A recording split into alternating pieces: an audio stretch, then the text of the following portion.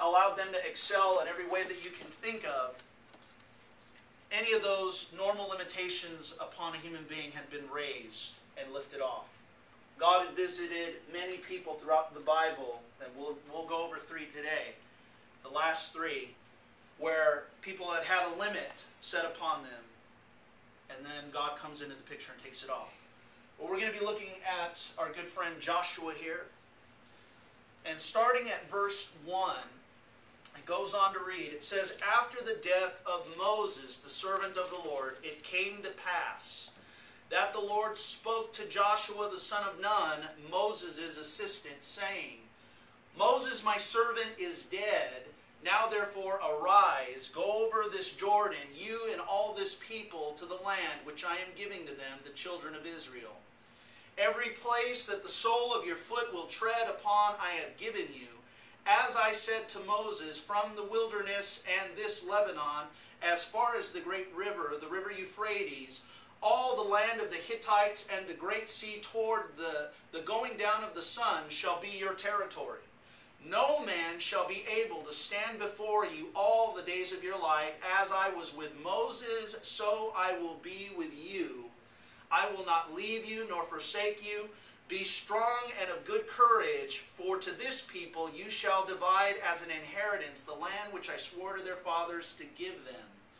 Only be strong and very courageous, that you may observe to do according to all the law which Moses my servant commanded you. Do not turn from it to the right or to the left, that you may prosper wherever you go. Verse 8, this book of the law shall not depart from your mouth, but you shall meditate in it day and night, that you may observe to do according to all that is written in it. For then you shall make your way prosperous, and then you will have good success. Have I not commanded you? Be strong and of good courage. Do not be afraid nor be dismayed, for the Lord your God is with you wherever you go. I think you got up every morning and read that, the devil would just be in trouble the whole day. You got up in the morning and read that with a cup of coffee, my God, I don't know what you'll do. It's a good thing. Man, I think I just figured out my routine for the morning. Amen. Glory to God. Usually I start for coffee and my prayer goes something like, help! And then God just carries me through, so to speak.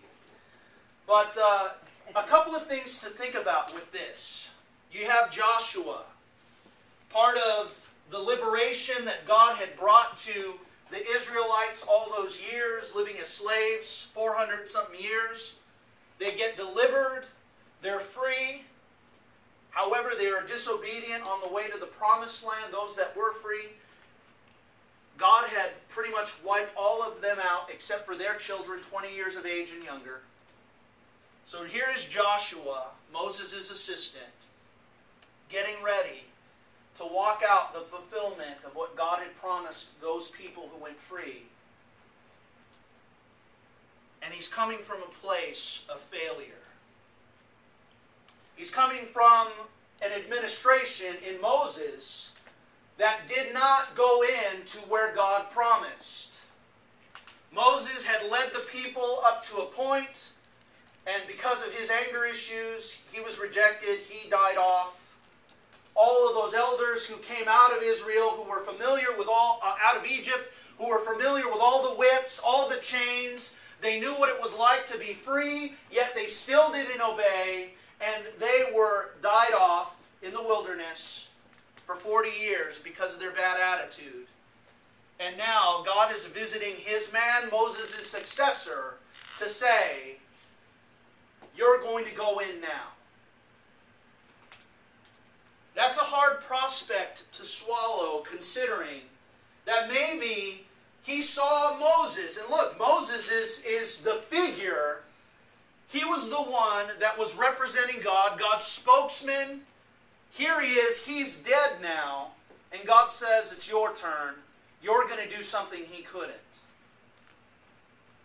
And a lot of times, people come to these prospects that maybe God is moving them forward in. And maybe you've tried this exploit 100 times never got through, but it only takes the one time God says, do not be afraid, be very courageous, for behold, I am with you. As I was with Moses, so I'll be with you. If you look at how many times God references to be strong, to be of good courage, there's something to be said about that, because Joshua was about to blow off the limits of what he had known to this point.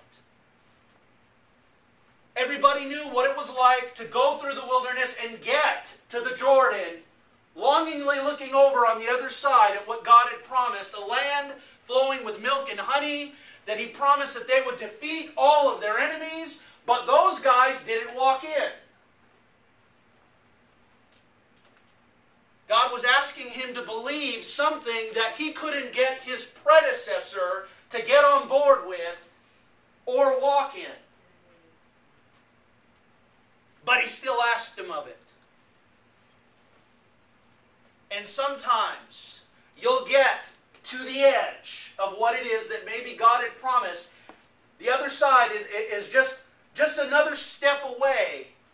And maybe you've tried to make that step 100 times only to get knocked back 4 feet. But my friend, it only takes once for you to get a word from God and cross over and take possession of everything it is that He promised. Amen. And I think too often, some of us may look at some of those that have gone on before us, maybe some of those that inspired our faith, maybe some of those that were responsible for us even getting close to God, watch them stumble and fall and say, well, how is it I'm going to go on? And my friend, you will and you can. If God